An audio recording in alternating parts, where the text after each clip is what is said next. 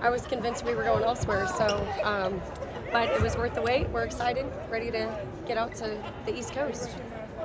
Gino Ariema, UConn basketball. I mean, you're somebody who respects the greats. Absolutely. You're going into the head one of the greats. Yeah. Well, I mean, it's what dreams are made of. That's what March is about. Anything can happen at this time of the year, and but obviously we have a huge game ahead of us before that. But it's going to be really neat to get out there and just be, kind of in the mecca of women's basketball out at on UConn Stone Court. So, yeah, we're looking forward to it. How'd y'all kind of spend the last week not knowing who or where you would be playing? My staff is just amazing, and we kind of all got together and talked about all the different scenarios that we thought could happen, and worked on a bunch of different things, worked a lot on us. But it definitely feels good now knowing who, we're playing so that we can prepare more specifically. South Dakota State is a team that, is on a very hot win streak. I think they've won like 20 in a row this season. I mean... Yeah, it's a team I'm really familiar with. When I was at UMKC, we were in the Summit League, so I played them twice a year the last 2 years before I got to Oklahoma State, and they're very, very well coached.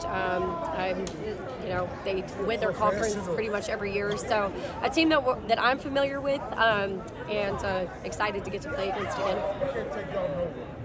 You mentioned it before the show started about how, last year y'all went in this position, 2 years ago you were. What's this past year been like to just kind of get back to this point and where you are today? Yeah, it's been the most fun, amazing ride that I've ever been a part of from start to finish. We've just got amazing kids that are so bought in. They were hungry all season long to get to have this moment.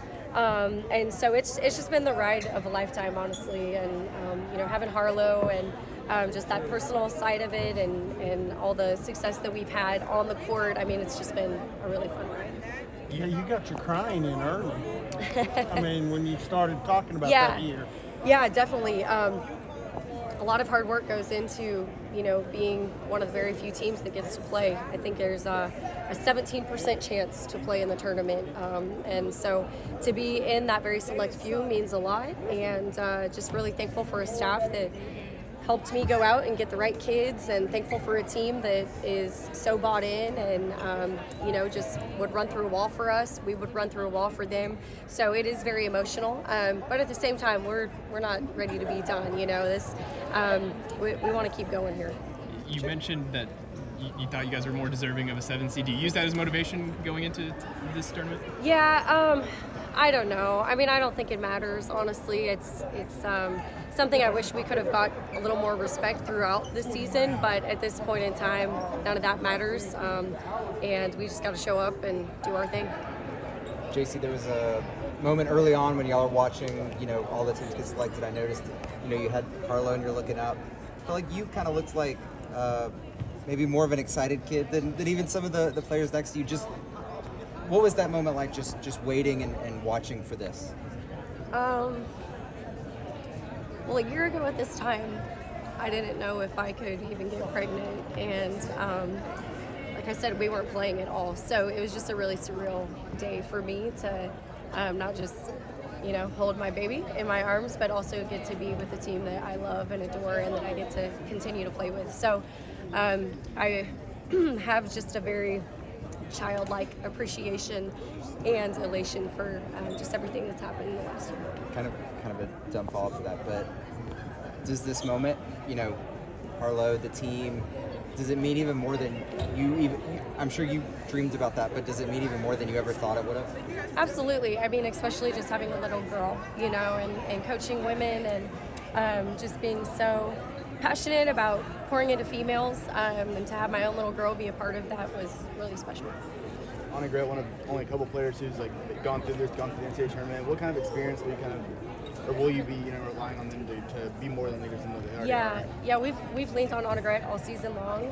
She's just got that veteran experience, and she's not the most vocal leader, but it's really just her poise and leadership that she brings through that experience that we'll lean on. And I know that she always shines the brightest in these moments, so I'm excited for her to have her last March with us.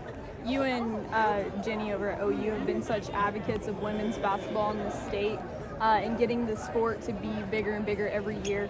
Having both OU and OSU in a March Madness setting, what does that mean for the state, especially in women's sports? Yeah, it's amazing.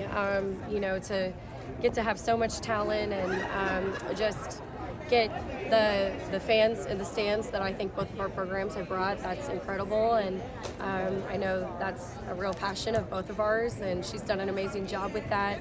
I'm really proud of the trajectory of our fan base and how it's gone this season and will continue to go. So, you know, we definitely want to continue to stay on that track.